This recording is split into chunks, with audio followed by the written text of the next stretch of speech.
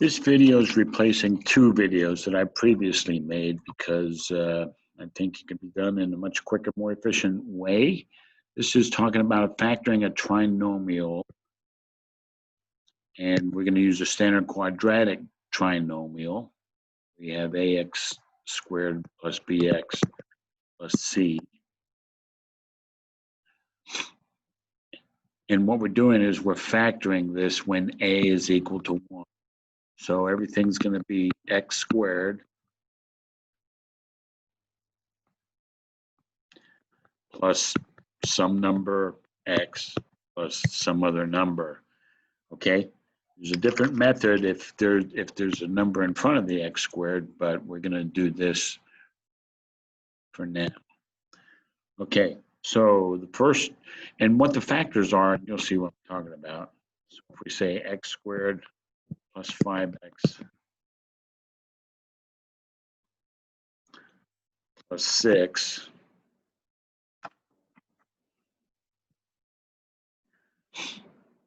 okay, what we're looking for are the factor pairs. And when we get into quadratics, you'll understand why that's important, but for now, it's not. Now we just need to know what the factor pairs are. If you say, what are the factor pairs of the number 24? You say, well, it's 1 times 24, it's 2 times 12, it's 3 times 8, it's 4 times 6. Those are the factor pairs of 24. I can rewrite 24 as a 1 times a 24, or as a 2 times 12. It's the same as writing 24, okay? So all I'm doing is just rewriting this quadratic or this trinomial into two pairs of factors, or into a pair of factors, okay? So when I have something like this, what I have to do is look at what are the factors of 6, this last number here. What are the factor pairs of 6? Well, it's 1, 6, 2, and 3. Now, out of all those factor pairs, which ones add up to 5? So they multiply to give you 6, but they sum up to give you this number here, 5. That would be 2 times 3. So the factor pairs are just x plus 2 times x plus 3. And that's it. That's all there is to it. If I multiply these out, you can, just to check it, I can say x times x is x squared. X times 3 is 3x. 2 times x is 2x. And then 2 times 3 is 6. There you see the 3x plus 2x is 5x up here. There's the x squared up here, and there's a 6 there. Okay, so that checks. And that's all there is to do to find the factors of a trinomial when this value here is 1. We don't write it if it's 1, but that's all we do. Let's do another one real quick. Okay, so the first thing we do is what are the factors of 16, factor pairs of 16? 1 times 16, 2 times 8, 4 times 4. Okay, which ones of these add up to negative 10? And you think, well, none of these add up to negative 10. Keep in mind that even though this is a positive 16, these factors both can be negative. I can say negative 1 times negative 16 is positive 16.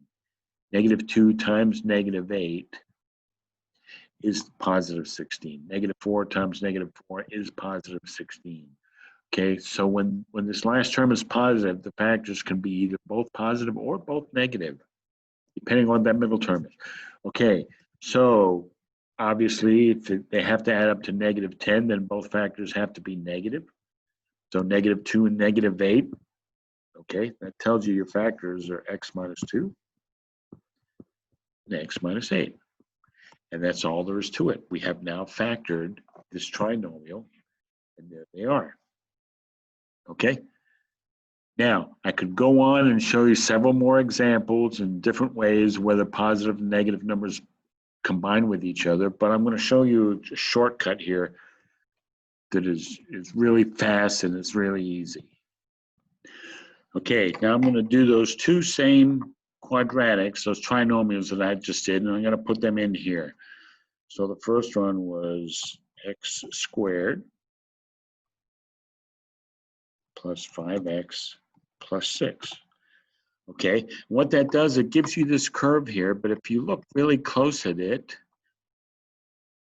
look what its roots, where its x-intercepts are, -3 and -2. You can do that by just hovering over those dots, -3 and -2. Well, all you have to do to find the factors of this over here is take those two roots, -3 and -2, and put a plus, then change sign and put an x in front of them. So you get x plus 3 and x plus 2. That's it. You're done. It's that easy. When the value in front of the a value in front of the x squared term is 1, that's all you have to do. Look at the roots, change the sign, and put an x in front of them. Okay? Let's look at another one really quick. Okay? Let's look at the one that